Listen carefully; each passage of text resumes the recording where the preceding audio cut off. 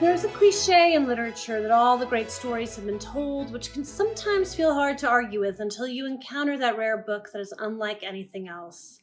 This is Chloe Aridjis' Sea Monsters, the London-based Mexican-American author's third book and a study in a sort of everyday surrealism that is altogether hers.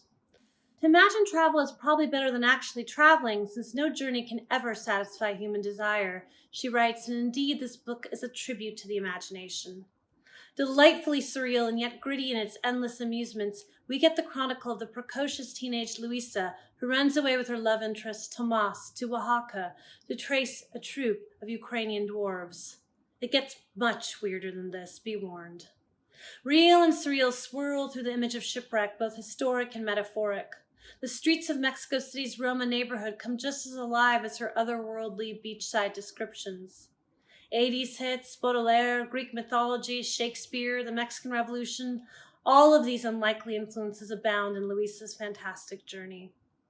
Whether she's writing about Berlin society as she did in her first book, 2009's Book of Clouds, or the National Gallery in London as she did in her second novel, 2013's Asunder, or Sea Monsters' world of lyrical, mythic surrealism meets Mexico City, Aridjis is a hypnotic scribe of supernatural universes that casually intermingle with our very own real one.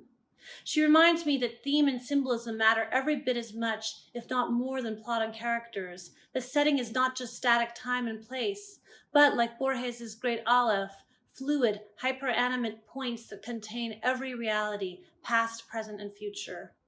One hopes the highlighting here will expand her readership and allow marvels most readers did not know was possible to filter in and threaten the boundaries of our own often sleeping, rarely startled, enchantment-famished written realms.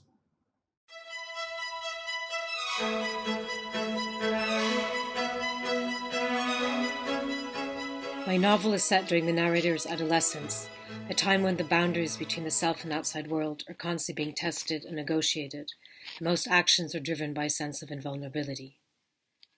We're now living through a moment when more than ever before, we're reminded of our fragility as a species.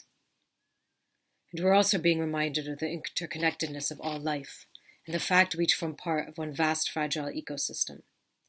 Every human action casts ripples across the globe.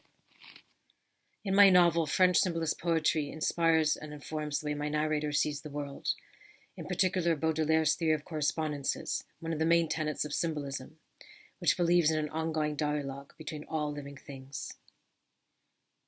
My novel also highlights the importance of a strong inner landscape, and now that we all find ourselves in isolation, physically cut off from the outside world, we rely on our inner landscapes more than ever, as we are plunged into a time of profound contemplation. During this extraordinary moment in human history, we're all on our own, and yet in it together.